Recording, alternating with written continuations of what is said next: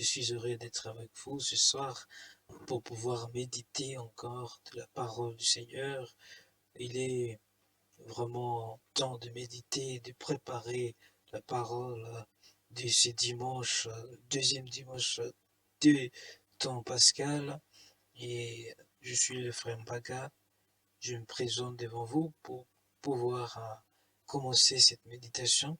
Et je vais commencer par raconter un peu ce qui se déroule dans la première lecture de ce jour. Après, je vais faire la lecture de l'évangile, puis je vais placer un commentaire à propos de ces deux lectures d'aujourd'hui. En grande grâce à Dieu pour cette faveur qu'il nous a accordée de pouvoir méditer à ce moment. Au nom du Père et du Fils et du Saint-Esprit. Amen.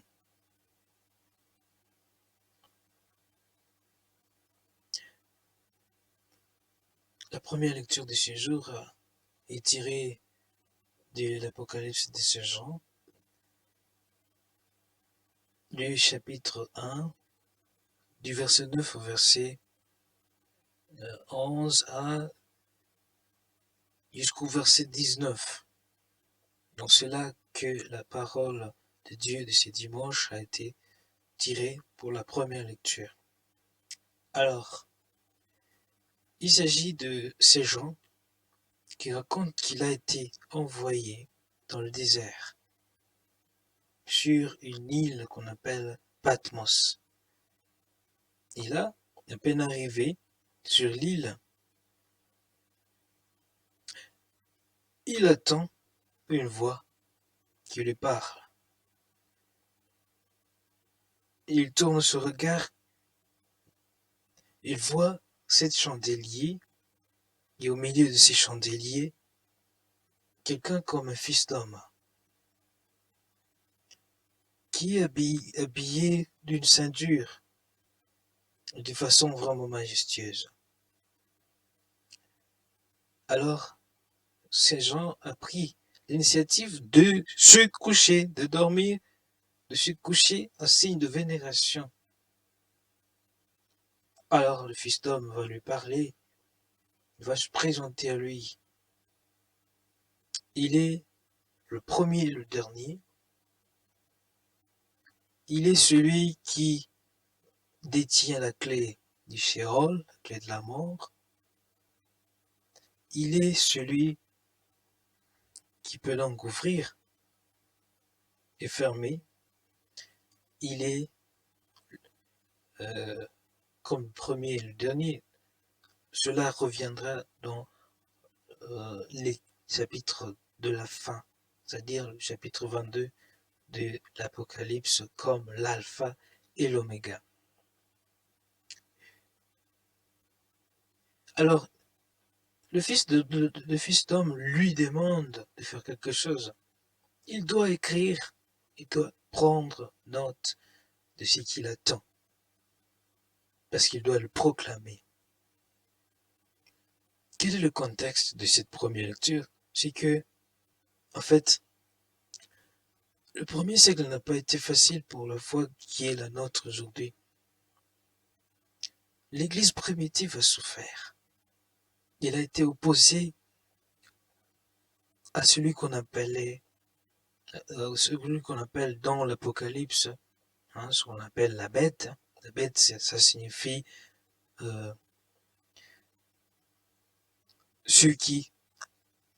ces empereurs qui ont fixé, qui ont établi le culte impérial. Ça signifie qu'il s'est substitué à Dieu et demandé au peuple de les adorer. Ils ont été parmi les plus méchants, parmi les plus virulents pour attaquer les juifs comme les chrétiens. Vous savez que notre religion, notre église, notre foi est celle des juifs, dans le sens où le Seigneur dira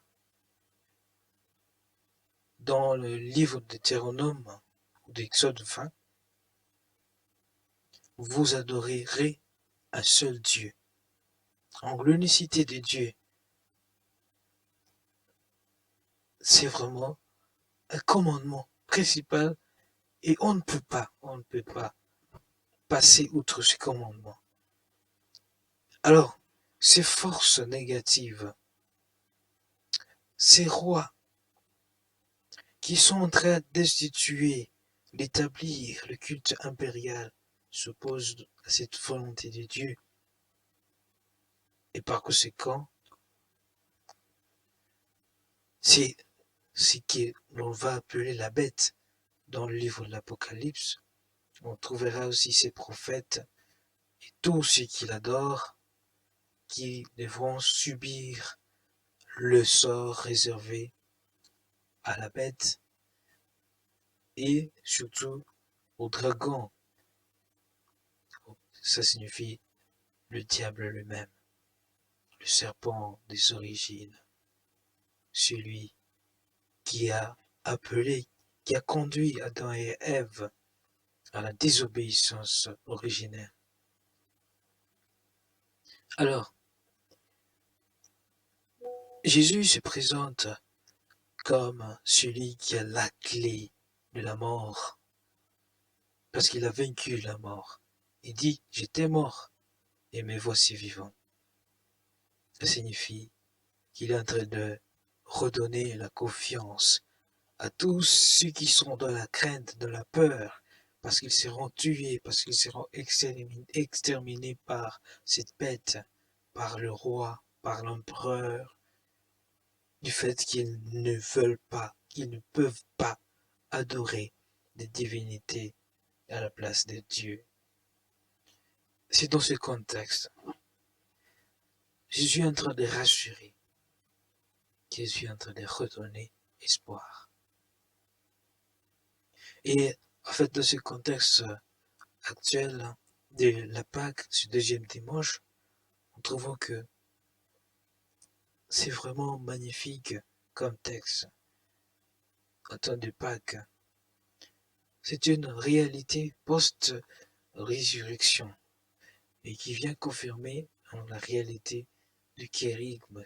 Le kérigme, ça signifie le Christ a souffert pour nous, il est mort pour nous, il est ressuscité et il vit. Celui qui a guéri effectivement les firmes de la belle porte comme nous avons suivi dans les évangiles de cette semaine, la semaine passée. Alors, nous avons vu les 7 chandeliers, nous avons vu toute la gloire. Ça rappelle l'accomplissement en fait de toute la loi. Vous voyez, les chandeliers c'est pour les temples, c'est pour le culte. Le Christ est présenté donc comme le prêtre par qui on peut accéder à quoi? À la clé de la mort pour en sortir. Bon, quelle espérance! Quand je suis au Christ, il me donne la clé pour me sortir, quoi qu'il arrive. Lui, il a la possibilité de me redresser, de me rétablir dans la vie, même après la mort physique. Raison pour laquelle nous avons toujours prié pour nos défunts, pour nos fidèles défunts, pour que le Seigneur leur accorde tout le bonheur du repos par le mérite de leur foi. La foi qui est la grâce par excellence que nous recevons, de croire en des choses que nous ne voyons pas. Alors il y a plein de leçons, mais celle-là est spéciale. Essayons de voir dans notre vie particulièrement, est-ce que nous savons que le Christ a le dernier mot sur tout ce qui ne marche pas, sur toutes les formes de mort, toute forme de manque dans notre vie. Et comment il fait? Il vint à nous faisant remonter. Après la pluie vient du bon temps. C'est le